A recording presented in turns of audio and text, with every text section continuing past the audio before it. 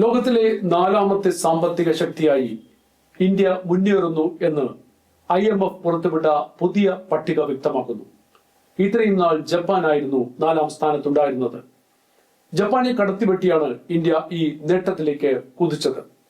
നീതി ആയോഗിന്റെ ഭരണസമിതി യോഗത്തിന് ശേഷം CEO സുബ്രഹ്മണ്യമാണ് ഇക്കാര്യം മാധ്യമങ്ങളോട് പറഞ്ഞത്. നാലാമത്തെ സമ്പദ് വ്യവസ്ഥയായി ഭാരതം മാറിയെന്ന് അദ്ദേഹം പ്രഖ്യാപിച്ചു. അന്താരാഷ്ട്ര നാണയനിധിയുടെ ഡാറ്റയുടെ പിൻബലത്തിലാണ് അദ്ദേഹം ഇത് വിശദീകരിച്ചത്. ഇത് ഒരു വലിയ നേട്ടം തന്നെയാണ്. ഇന്ത്യക്ക് മുൻപിൽ ഇപ്പോഴുള്ളത് അമേരിക്ക, ചൈന, ജർമ്മനി എന്നീ രാജ്യങ്ങൾ മാത്രമാണ്. 2014 നരേന്ദ്രമോദി സർക്കാർ അധികാരത്തിൽ വന്നതിനു ശേഷം ശക്തവും വ്യക്തവുമായ കുതിപ്പാണ് സാമ്പത്തിക സൈനിക മേഖലകളിൽ രാജ്യം നടത്തിയിട്ടുള്ളത്.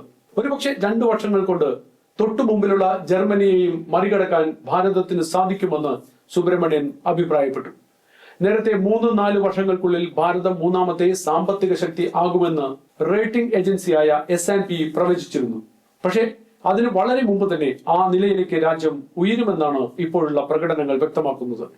രാജ്യത്തിന്റെ GDP വളർച്ച 7.5% അടുത്ത 2 വർഷത്തിനുള്ളിൽ എത്തുമെന്നുള്ള റേറ്റിംഗ് ഏജൻസികളുടെ വിലയിരുത്തൽ ജർമ്മനിയെ ഇന്ത്യ അധികം വൈകാതെ മറികടക്കുമെന്നുള്ള ധാരണ ശക്തമാക്കുന്നു. ലോകത്തിന്റെ മാനുഫാക്ചറിംഗ് ഹബ് ആകുവാനുള്ള പ്രയത്നം സാമ്പത്തിക ഉന്നമനത്തിന് വൻ കുതിപ്പാകും നൽകുക.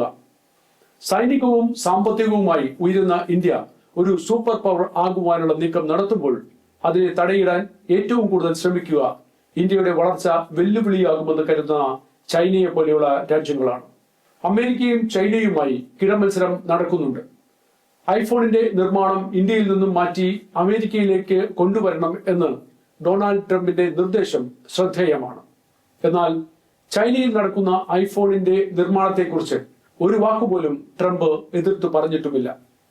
ജപ്പാനിലും ജർമ്മനിയിലും അവരുടെ വളർച്ചയിൽ കുറവ് രേഖപ്പെടുത്തുന്നതും ഇന്ത്യയുടെ മുന്നേറ്റത്തിന് സഹായകരമായി. ഇന്ത്യയിലുള്ള ശക്തമായ രാഷ്ട്രീയ കാലാവസ്ഥ ഇവിടെ നിക്ഷേപിക്കുവാൻ ബഹുരാഷ്ട്ര കമ്പനികളെ പ്രചോദിപ്പിച്ചു എന്ന് വേണം കരുതാൻ.